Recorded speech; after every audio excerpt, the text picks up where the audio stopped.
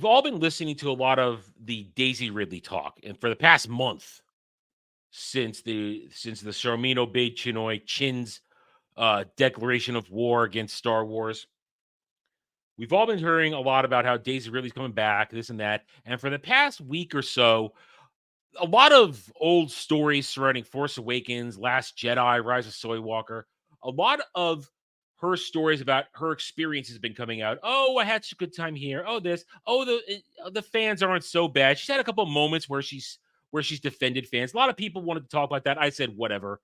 I'm not here to talk about Daisy Ridley. I don't really care about Daisy Ridley. I'll make fun of Ray all day long. I don't give two silly shits about what Daisy Ridley says or does because it's all rings hollow to me. Because why weren't you saying it? Here's why. Here's why. When it comes to Daisy Ridley defending fans, why didn't you say that a bunch of years ago, Daisy? That's what I will say. When everybody was calling fans toxic, when we were evil, bad, destroying the fandom. Why didn't you say something then?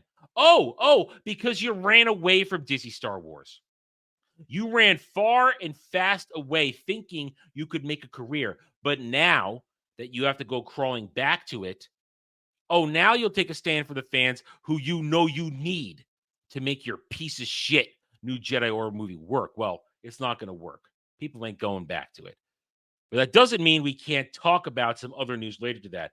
One of the things that came out of her memoir of her experiences with Disney Star Wars was something Jar Jar said to her. And when Jar Jar, I mean J.J. Abrams. She said this. Jar Jar told her that Star Wars is a religion for some people. This is bullshit. This is bullshit, plain and simple. And it shows you the mentality of those who are involved with Disney Star Wars.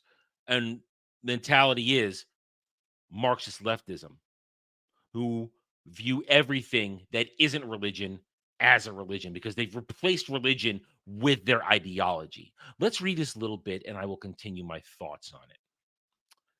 Daisy Ridley recalled director J.J. Abrams' words of wisdom my ass, following her casting in 2015's Force Awakens, saying this week that he told her to understand the scale of the film franchise before accepting the lead role.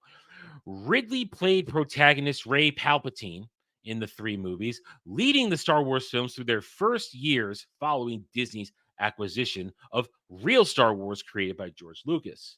Yes, I'm adding words because those are the words that must be spoken. It's not a role in a movie, Ridley recalled Abrams telling her in a new interview with Inverse. This is a religion for people. It changes things on a level that is inconceivable. You know what? I'm going to say that just like Vicini and The Princess Bride, which we just covered in Saturday Night Drive, and go check it out. I don't think JJ understands the word inconceivable. It's inconceivable to me that these people were allowed anywhere near Star Wars with a thought process like this. Abrams, Ridley says, was right. Star Wars changed her life, launching her status as a celebrity, not much celebrity, should have made a lot of money since then, and pushing her to the forefront of an extremely passionate fan base. No, the actual passionate fan base left. They walked away. They ridicule Disney Star Wars. The ones that are left are the stands, who do treat it as a religion, but we'll get back to that in a second. For friends and family or any people who see something a slightly different way than you do, there's this projection of you and you in that world and how it feels to do this and that, she said. And you're like, well, actually, I'm just a human being separate from that. It's quite this wrestle of the reality and the fantasy that's often projected onto you. Ridley said that the stress came at her quickly when all the craziness was going on. I was like, I'm good. I'm coping fine. Everything's fine. And I was fine for the most part.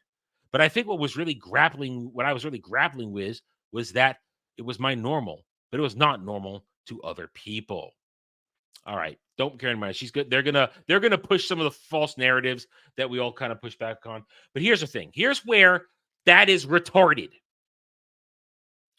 People who are fake, people who intrude upon our fandoms, our franchises, usually are people who view ideology as a religion. And therefore, they are under the perception that when somebody really gives something their all, really devotes a lot of time to it, that they treat it like a religion, that it shapes their life. Because for the most part, a lot of these people don't have religion that look at these situations. Their ideologies replace their religion. Star Wars is not a religion. It's just a franchise, a beloved franchise, something that means a great deal to me for literally my entire life. But I don't worship it. I don't create a dogma for it. I don't let it take over my life. Adam, you make Star Wars videos. That's because I report on the news and I could talk about Star Wars because I understand it. That's not taking over my life. That's doing due diligence and reporting news to good people like you guys in the chat or watching this video. Star Wars it's just a franchise. And normal passionate fans, the real passionate fans, yes, did we put lots of money and time into it? Yes. Do some people cosplay? Yes. Do they put a lot of hours into games and books? Yes. But you know what? We can easily put it down and walk away from it for a time. It doesn't consume us. But the stands, that's where we're going to come back to this now. The stands, for them, it is the religion. And that is what Jar Jar was talking of, because Jar Jar, during this period of time, well, he only encountered the stands, or the nascent version of the stands. A lot of real fans who were just happy to have some Star Wars again, who weren't into the EU. And then the tourists who were coming in and claiming, "Oh, I've always been a Star Wars fan. Oh, I love Star Wars. I love all the Star Wars. I wish I could live in it." He would, of course, say that it's a religion for these people because when you're a stan, all you got to do is go look on X Twitter. They're the ones who obsess. They're the ones who create shipping. They're the ones who put characters who have no sexual interaction whatsoever into sexual situations to appease their degenerate fantasies. They're the ones who are constantly always posting this and that, talking about it here and there, pretending that they're a fan. They're worshiping the idea of Star Wars, but they're not actually engaging in Star Wars. That's the religion of it. They spend their time talking about it incessantly because they have to. Because if they don't, then they're hollow inside.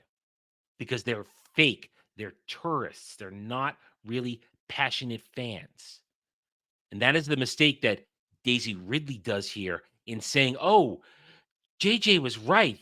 They're all crazy." No, the ones that talk about Raylo, they're crazy because the Raylos are weird and they're stands. They're not right in the head.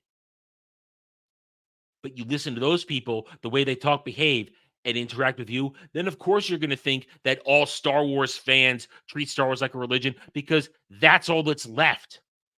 That's who's coming to you at a con or coming up to you to get a signature. Weirdos.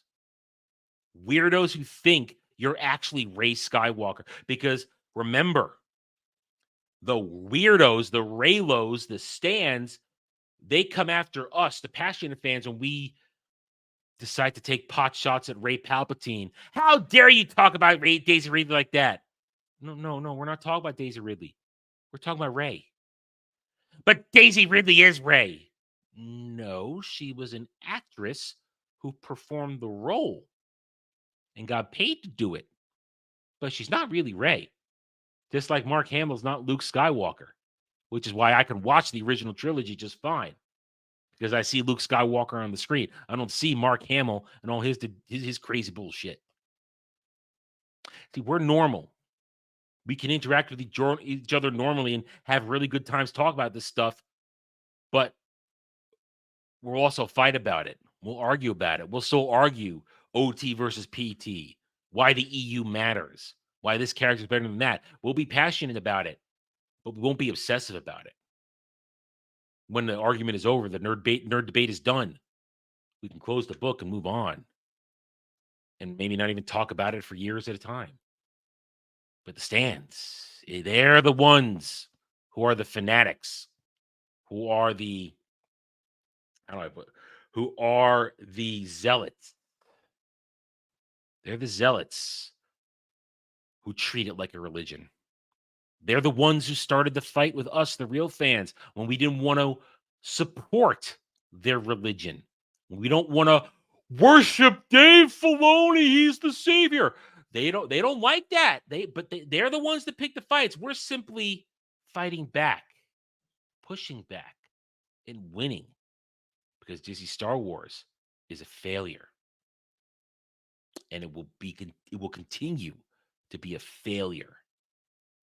Because when you have only zealots who have no money and only deranged passion because they're fake, they're empty, they're soulless, they're going to be defeated by the truly righteous and passionate fan who is here to collect, protect, and preserve what's left of their franchises.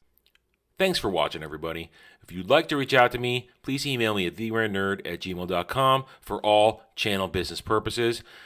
I am on Twitter now, mostly for promotion and sharing of videos, maybe a little shit stirring here and there, who knows, at @theranernerd. You can also find me at the Geeks and Gamers forums under @ROAS, and you can see me on Rumble and Odyssey under the Renaissance Nerd. Thanks again for watching. Take it easy.